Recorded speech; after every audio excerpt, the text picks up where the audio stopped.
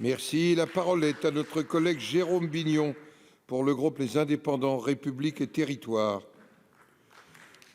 Monsieur le ministre de la Santé, alors que le confinement semble produire ses premiers effets et autorise un optimisme prudent, les professionnels de santé s'alarment de la désertification de leur cabinet. Le directeur de la CNAM a observé un recul de 40 à 50% de la consommation des soins, aussi bien en médecine générale que dans différentes spécialités.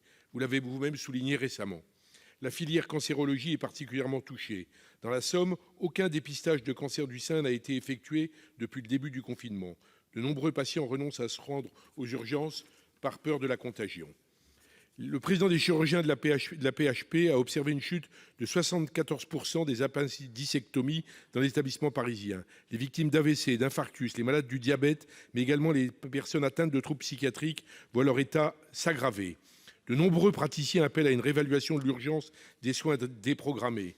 La rupture dans la continuité des soins est particulièrement dommageable pour les personnes âgées et ou handicapées. Faute d'équipements de protection suffisants, les aides à domicile n'assurent plus les soins courants pour ces personnes.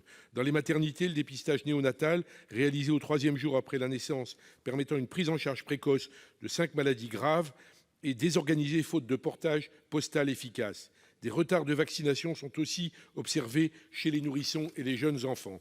Monsieur le ministre, une nouvelle vague de mortalité différente cette fois pourrait également se dessiner. Pourriez-vous dresser un bilan de l'impact sanitaire du renoncement aux soins, mais aussi nous dire ce que vous pensez de cet extraordinaire paradoxe? Nos compatriotes ne se soignent plus assez pour beaucoup de maux qui sont fondamentaux et se précipitent de façon déraisonnable, semble-t-il, sur la nicotine à la moindre rumeur.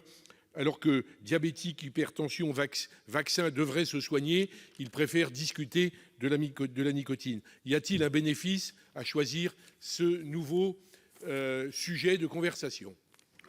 Monsieur le ministre des Solidarités et de la Santé, pour répondre à la question. Monsieur le sénateur Bignon, merci pour votre question. C'est vrai, nous sommes inquiets. Nous sommes inquiets par le constat qu'un certain nombre de Français semblent renoncer à des soins essentiels, utiles. Certains sont atteints de maladies chroniques. Certains ne sont pas malades mais renoncent à du dépistage de cancer, cancer du sein, cancer colorectal. Certaines femmes enceintes n'ont pas forcément eu toutes les échographies obstétricales dont elles doivent pourtant bénéficier. Et la vaccination est en diminution inquiétante. C'est pourquoi nous multiplions depuis plusieurs semaines les messages à la population.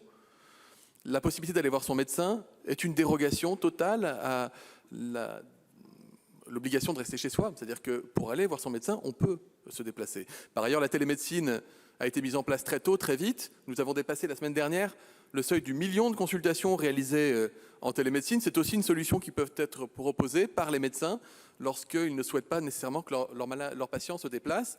J'ai appelé les présidents de syndicats de médecins aussi, qui m'ont dit eux-mêmes avoir des démarches qui consiste à aller vers les patients, les contacter lorsqu'ils n'ont pas de nouvelles de ces patients depuis un certain temps. Donc merci pour votre salutaire rappel. Je voulais en profiter également pour vous répondre sur la question de la nicotine.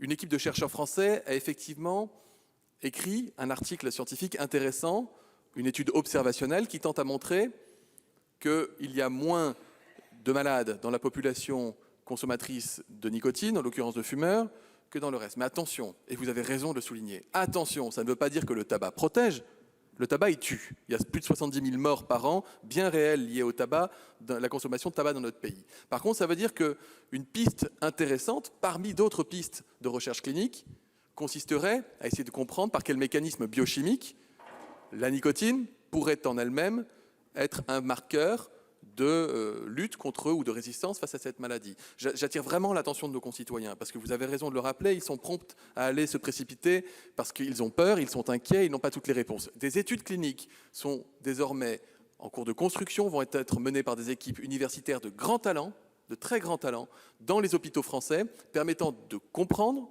permettant de chercher, de décrypter et éventuellement d'identifier si nous pourrions, par le biais de la nicotine, avoir des effets positifs chez un certain nombre de malades et dans quelles conditions. Donc surtout, même quelqu'un qui se dirait je vais mettre un patch de nicotine, attention, quelqu'un qui n'est pas fumeur, qui met un patch de nicotine, il va le sentir passer tout de suite. Les vomissements, les étourdissements, les malaises, certainement pas un traitement, certainement pas d'automédication, certainement pas une voie d'entrée dans la consommation de nicotine. Attention, c'est un produit addictif. Mais par contre, nous ne fermons jamais aucune porte, et nous ne fermerons certainement pas celle-là, d'autant qu'elle est portée par des équipes de grands talents des hôpitaux français.